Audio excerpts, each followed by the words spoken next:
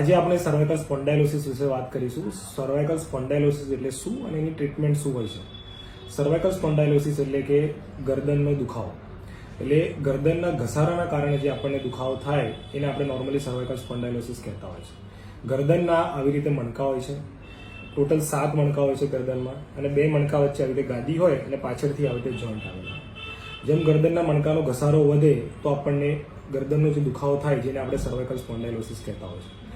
આ જે પ્રોબ્લેમ છે સર્વાઇકલ સ્પોન્ડાયલોસિસ, એની 95% લોકોમાં ટ્રીટમેન્ટ કન્ઝર્વેટિવ એટલે કે એન્ટી ઇન્ફ્લામેટરી મેડિકેશન, સારી ફિઝિયોથેરાપી, સર્વાઇકલ પિલો અને સારી પોસ્ચરલ કેરથી આ વસ્તુ સોલ્વ થઈ શકે છે. 5% વ્યક્તિ એવા હોય કે જેમાં ગરદનનો દુખાવો કસરતથી સારું ના થતું હોય તો આપણે એમને ગરદનમાં ઇન્જેક્શનની એડવાઇસ આપતા હોય છે.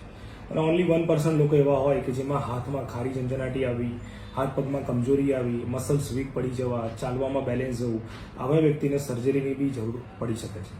Thank you.